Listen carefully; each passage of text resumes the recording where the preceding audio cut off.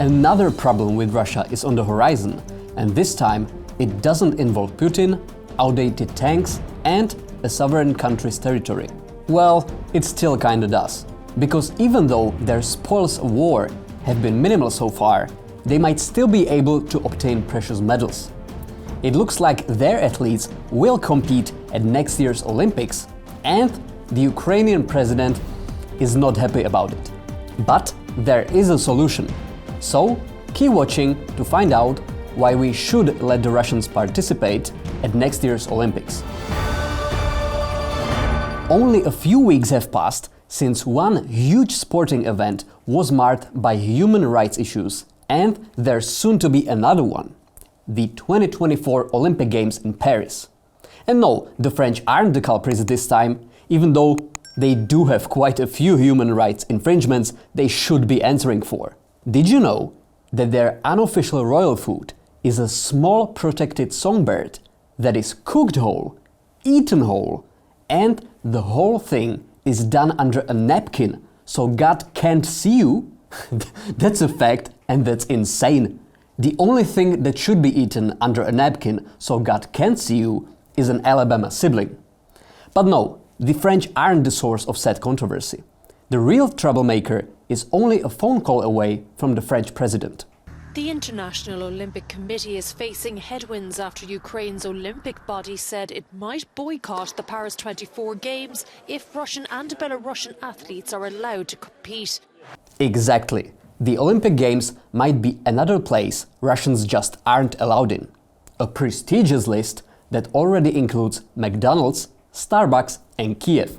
But the latest development is that some people might actually be fine with the Russians competing. Just not the hardcore ones. But Thomas Bach, the president of the international sporting body, announced days ago that these competitors should be allowed to participate on the condition that they are not actively supporting the war and competing under a neutral flag. Yes, according to the International Olympic Committee president, Russian and Belarusian athletes might be able to compete, but only those who are cool, and only if they compete under a neutral flag. Which means that Switzerland might be breaking records this time. But not everyone is happy with that solution, such as the Ukrainian president, who would prefer not to see Russian athletes competing in France at all. However, Ukraine's President Volodymyr Zelensky said the move tells, quote, the whole world that terror is somehow acceptable. Yes, Zelensky doesn't want them to participate at all. And I can't really fault him for that.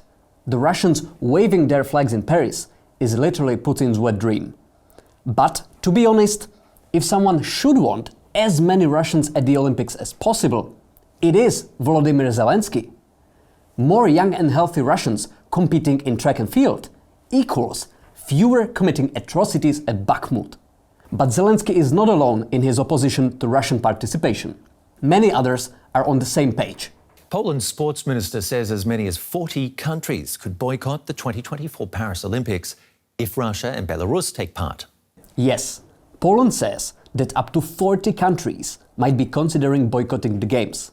Countries such as Estonia, Latvia and Lithuania. And if those countries actually don't participate, all the 50th places will have to be claimed by someone else. But here's the thing. The boycott probably wouldn't hurt the Russian PR. You see, it has been done before. The United States Olympic Committee voted to boycott the Summer Olympic Games in Moscow. Soviet troops were all over the place in Afghanistan today. The action was met with condemnation from all around the globe. Exactly. In 1980, the Olympic Games in Moscow were boycotted by 65 nations because of the Soviet invasion of Afghanistan. And the boycott didn't really hurt the Soviets. They made the Olympics a huge manifestation of their regime, and 4 years later, they boycotted the Games in Los Angeles. So, a couple of decades later, after another Russian invasion, the world is in the same position. So let's try it differently this time. A boycott doesn't really solve much. If we only allowed countries that have never waged an offensive war, all podiums would be shared by Monaco, San Marino and Wakanda. So let's not kick anybody out. But let's not make it a commercial for war crimes either. Because we already do have games for countries who commit war crimes. That's still the Olympics. We even have games for veterans of such wars.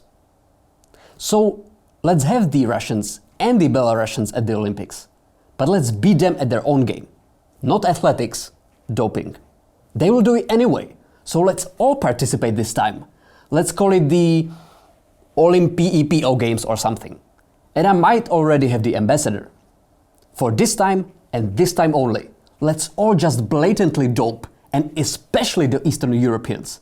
Because can you imagine a Lithuanian on steroids? Jesus Christ! And yeah, even with a level playing field, Russians with war experience may still win some events, such as all the running ones. I mean, as long as the starting line is the battlefield. But I am pretty sure they would be last in all the shooting events. By a lot.